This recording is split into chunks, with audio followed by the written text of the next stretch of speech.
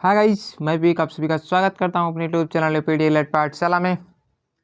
तो कैसे हैं आप सभी? आई होप आप सभी बढ़िया होंगे, ज़बरदस्त होंगे और आप सभी की पढ़ाई भी बेहतरीन चल रही होगी। तो आज हम लोग देखने वाले हैं डीएलएड थर्ड सेमेस्टर के मैथ्स सब्जेक्ट को, जो कि हमारा चौथा प्रश्न पत्र होने वाला है।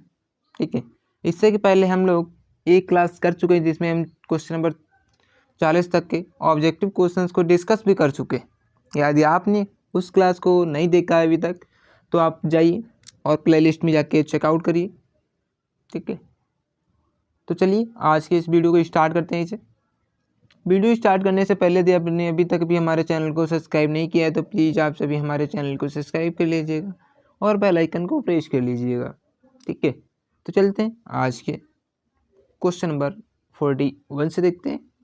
ये क्वेश्चन हमारा क्या है? क्वेश्चन है परिमेय संख्या 3/5 से बड़ी परिमेय संख्या क्या है? तो 3/5, ठीक है, हम क्या करेंगे, ऊपर एक जीरो बढ़ाएंगे और इसको डिवाइड करेंगे। 5 छक्का 30, हमें यहाँ से कितना मान प्राप्त हुआ? 6 मान प्राप्त हुआ। यहाँ पे हम जीरो बढ़ाएंगे तो 10 चौक 40, वो भी क्या आएगा? माइनस का, तो ये तो हो ही नहीं सकता। यहाँ भी जीरो बढ़ाएंगे, जीरो से जीरो कटेगा, यहाँ 4 प्राप्त हुआ, ये भी नहीं होगा। ठीक है, यहाँ जीरो बढ़ाएंगे, जीरो से जीरो कैंसिल हो जाएगा, यहाँ 6 प्राप्त हुआ, ये भी नहीं होगा। हमसे क्या पूछ रहा? सबसे बड़ी परिमेय संख्या। यहाँ जीरो बढ़ाएंगे, जीरो से जीरो कैंसिल करेंगे, 7 मिलेगा, 6 से 7 ज़्यादा है, तो क्या ये सबसे बड़ी हमारी परिमेय संख्या हो जाएगी। ठीक है, तो इसका ऑप्शन नंबर डी से हो जाएगा 7/10। ठीक है, अगला क्वेश्चन है x² + x + 1/4 का गुणनखंड ज्ञात कीजिए। तो आपने एक फार्मूला पढ़ा होगा, a + b का whole square, a² + b² + 2ab। ठीक है, तो x², ठीक है, प्लस b² यानी 1/4 है, तो ये क्या हो जाएगा? 1/2 का होल स्क्वायर हो जाएगा, प्लस 2ab। 2 इंटू ए पद हमारा कितना है? x है, इंटू b कितना हमारा? 1/2 है। ठीक है, तो 2 से 2 कैंसिल हो जाएगा, यहाँ पे x बचेगा, तो हमें यही फार्मूला नज़र में आ रहा है। ठीक है, तो क्या हो जाएगा? x + 1/2 का होल स्क्वायर हो जाएगा। ठीक है, तो इसका जो राइट ऑप्शन हो जाएगा वो जाएगा ऑप्शन नंबर सी से हो जाएगा, x + 1/2 का होल स्क्वायर। अगला क्वेश्चन है कि -64 का क्यूब रूट का मान क्या होगा? तो इसका जो क्यूब रूट हो जाएगा वो हो जाएगा -4 हो जाएगा। कैसे होगा? ये हमारा क्यूब रूट है, ठीक है, -64 का पूछ रहा है, तो 64 को जब भी हम फैक्टराइज करेंगे समान पेयर में तो क्या होगा? -4 होगा गुणा -4 होगा गुणा -4 होगा। ठीक है, माइनस माइनस प्लस हो जाएगा। ठीक है, और ये प्लस माइनस माइनस हो जाएगा, तो यहाँ से क्या है? क्यूब रूट में क्या होता है? एक जैसे 3 अंकों को उठाना होता है, तो यहाँ से हमें 3 एक जैसे अंक मिल रहे हैं 4, तो हम -4 उठा लेंगे, तो हमारा जो है ऑप्शन हो जाएगा ऑप्शन नंबर बी सी हो जाएगा। ठीक है, अगला क्वेश्चन है कि 8 का क्यूब रूट का मान क्या होगा? तो 8 का क्यूब रूट जो होता है वो होता है 2, आप सभी को पता होगा। ठीक है, अगला क्वेश्चन -4 की घात 3 का मान कितना होगा? तो -4 की घात 3 का जो मान होगा वो हो जाएगा -64, ऑप्शन नंबर ए से हो जाएगा इसका। ठीक है, -64।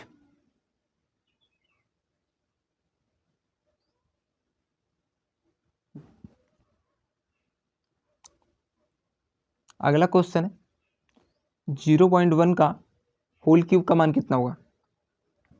तो क्या होगा? क्यूब है, ठीक है, तो 3 अंक के बाद पॉइंट लगेगा, तो इसका जो आंसर हो जाएगा वो हो जाएगा 0.001। ठीक है, अगला क्वेश्चन है 1/2 का क्यूब का मान क्या होगा? तो 1 का 1 ही रहेगा, 2 का क्यूब 8 हो जाएगा, तो ऑप्शन नंबर इसका ए से हो जाएगा 1/8। क्वेश्चन नंबर 48 से समुच्चय की अवधारणा सर्वप्रथम किस गणितज्ञ ने दी? तो समुच्चय की जो अवधारणा है, सेट ऑफ थ्योरी, वो किसने दी है? जॉर्ज कैंटनर ने दी है, और इसका ऑप्शन नंबर ए से हो जाएगा जॉर्ज कैंटनर। ठीक है, अगला क्वेश्चन है समुच्चय के प्रकार हैं, तो समुच्चय कितने प्रकार के होता है? सीमित और असीमित समुच्चय भी होता है, एकल समुच्चय भी होता है, रिक्त समुच्चय भी होता है, तो इसका जो आंसर हो जाएगा वो जाएगा ऑप्शन नंबर डी से हो जाएगा। ठीक है, अगला क्वेश्चन है समुच्चय ए बराबर 1 3 5 7 9 में समुच्चय के अवयवों की संख्या बताइए।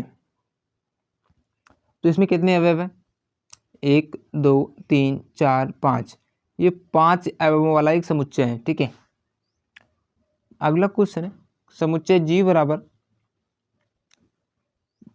मझला ब्रैकेट में समुच्चय के अवयवों की संख्या है, तो कितनी है? 0। ठीक है, ऑप्शन नंबर बी से हो जाएगा इसका। अगला क्वेश्चन है समुच्चय ए बराबर 1 2 3 4 5 6 में कितने समुच्चय अवयव हैं? तो इसमें क्या है? डैश डैश लगा हुआ है। ठीक है, तो अनंत हो जाएगा। ऑप्शन नंबर इसका बी से हो जाएगा। क्वेश्चन नंबर 54 है बैंक सर्वाधिक ब्याज देता है। तो बैंक सर्वाधिक ब्याज किस पर देता है?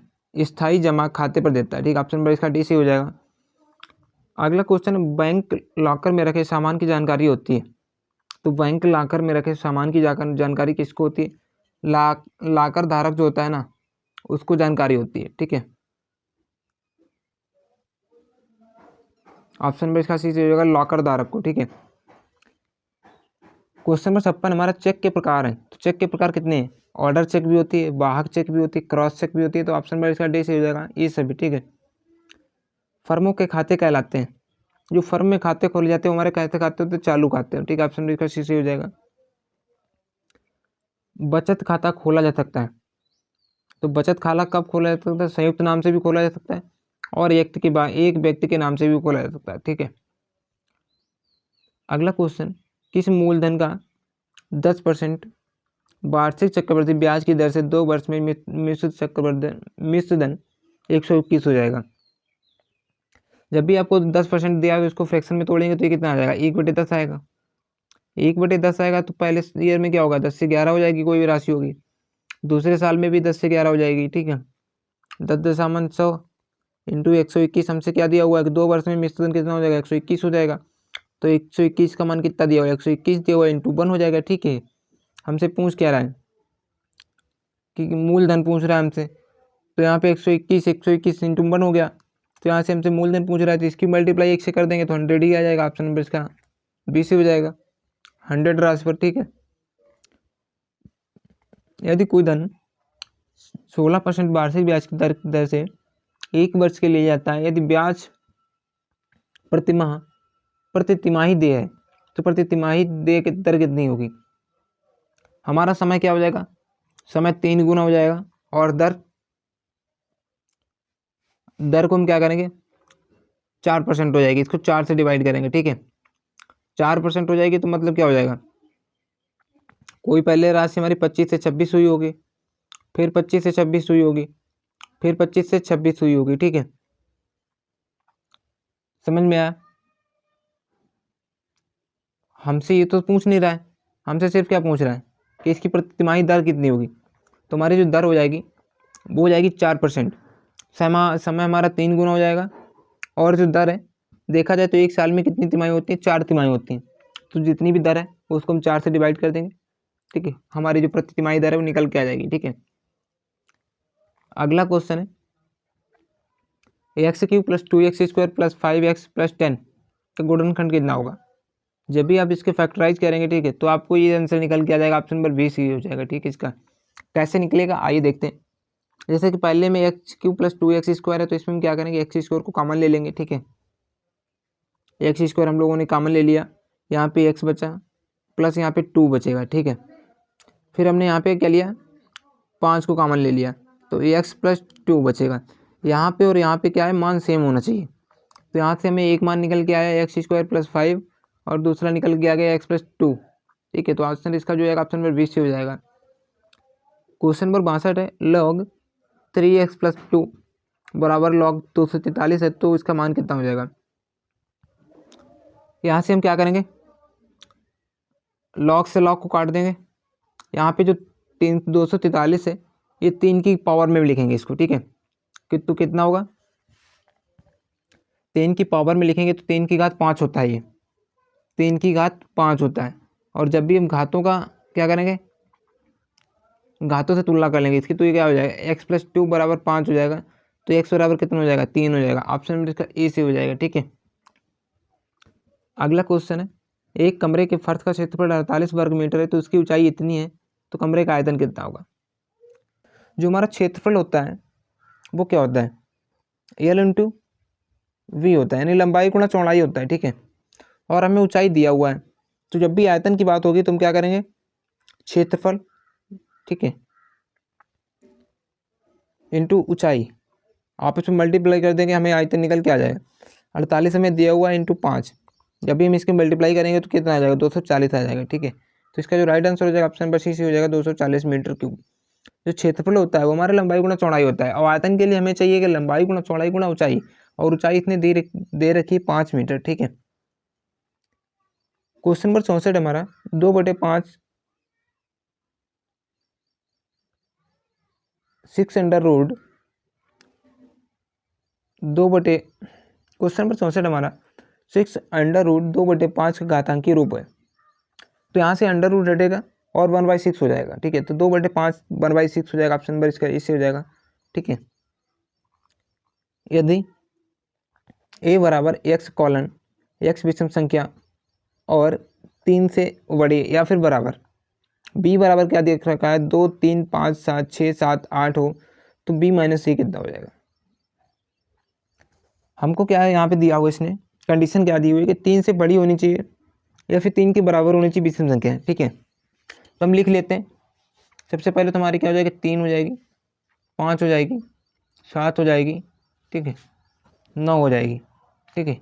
यह मान लेता हूँ मैं, यहाँ तक इतना मेरे को मान प्राप्त हो गया। और हमसे क्या पूछ रहा है, बी माइनस ए, तो बी माइनस ए करेंगे तो कितना मिलेगा हमें, 3 यहाँ है, 3 यहाँ से कट जाएगा, 5 यहाँ है तो 5 यहाँ से कट जाएगा, 7 यहाँ है तो 7 यहाँ से कट जाएगा, तो हमें कितना मिलेगा, 2,6,8 मिलेगा, ठीक है। जिसमें भी ऑप्शन मैच करेगा वही हमारा आंसर हो जाएगा, ऑप्शन नंबर डी सही हो जाएगा इसका, ठीक है। 2 6 8। सांख्यिकी की सर्वोपयुक्त परिभाषा किसने दी, तो सांख्यिकी की सर्वोपयुक्त भाषा किसने दी, वो हमारे लॉबेट ने दी थी, ठीक है। एक लॉबेट महोदय थे, इन्होंने सांख्यिकी दी, सर्वोपयुक्त परिभाषा दी थी, ठीक है। सांख्यिकी के पिता कहे जाते हैं, तो सांख्यिकी के पिता कौन कहे जाते हैं, वो केन वाल कहे जाते हैं, ऑप्शन नंबर इसका डी सी हो जाएगा, ठीक है। क्वेश्चन नंबर 68 हमारा 2,3 और x का समानांतर 3 है, तो x का मान बताइए। समांतर माध्य 3 है, ठीक है, और संख्या है हमारी कितनी है, 2 + 3 + x। संख्याएं 3 है और समांतर माध्य भी 3 है, तो इसको क्या करेंगे, 3 से 3 मल्टीप्लाई 9 हो जाएगा, यहाँ पे 5 हो जाएगा और यहाँ पे x है, तो x का मान क्या निकल के आएगा, 4 निकल के आएगा, ऑप्शन नंबर इसका ई से हो जाएगा, ठीक है। 2/x - 1 + 3/1 - x का मान कितना होगा। ऐसे में हम क्या करेंगे, इसकी क्रॉस मल्टीप्लाई करते हैं, इसकी इसमें मल्टीप्लाई करेंगे तो क्या हो जाएगा, 2 हो जाएगा, -2x हो जाएगा, बराबर 3x हो जाएगा, -3 हो जाएगा, ठीक है। तो इधर माइनस है, इसको इधर प्लस में लाते हैं तो 5 हो जाएगा, ठीक है, और इधर 3x है और प्लस का 2x हो जाएगा, तो 5x इधर भी हो जाएगा, ये 5 से 5 कट जाएगा, तो x बराबर कितना आ जाएगा, 1 आ जाएगा। सॉरी,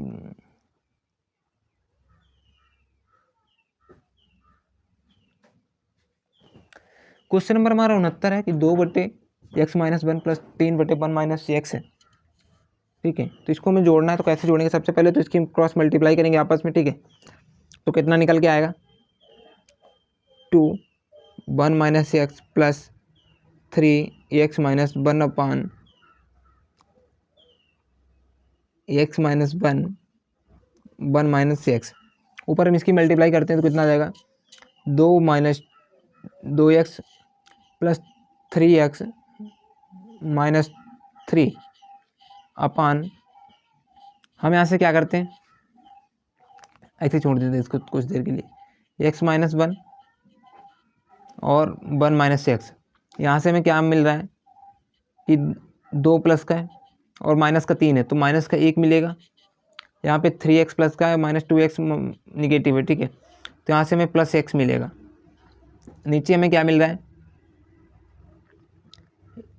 x - 1 1 - x, ठीक है।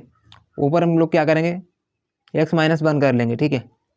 तो x - 1 कट जाएगा, जो में आंसर निकल के आएगा वो हो जाएगा -1 / 1 माइनस एक्स निकल के आ जाएगा। ठीक है, ऑप्शन में लिखा डी से हो जाएगा।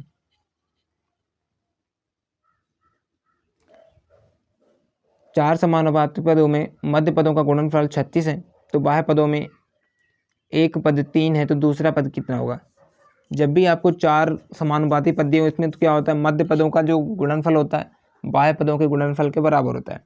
तो मध्य पदों का जो गुणनफल है वो हमें 36 दिया हुआ है। ठीक है, और जो बाह्य गुणनफल है उसमें से हमें एक पद दिया हुआ है, हमें दूसरा पद निकालना है। ठीक है, तो इसको हम क्या करेंगे, डिवाइड कर देंगे, इससे 12 या 36 हो जाएगा। तो इसका जो बाह्य पद का जो दूसरा पद है वो निकल के आ जाएगा, ऑप्शन नंबर सी से हो जाएगा 12। ठीक है, तो दोस्तों आज की क्लास कैसी लगी, यदि वीडियो अच्छा लगा हो तो हमारे चैनल को सब्सक्राइब करें और बेल आइकन को प्रेस करें। साथ ही साथ अपने फ्रेंड सर्कल में भी इस वीडियो को ज़्यादा से ज़्यादा शेयर करें, ताकि हर छात्र के पास ये इन्फॉर्मेटिव वीडियो पहुंच सके। Thank you for watching. मिलते हैं नेक्स्ट वीडियो में, तब तक के लिए टेक केयर, बाय बाय।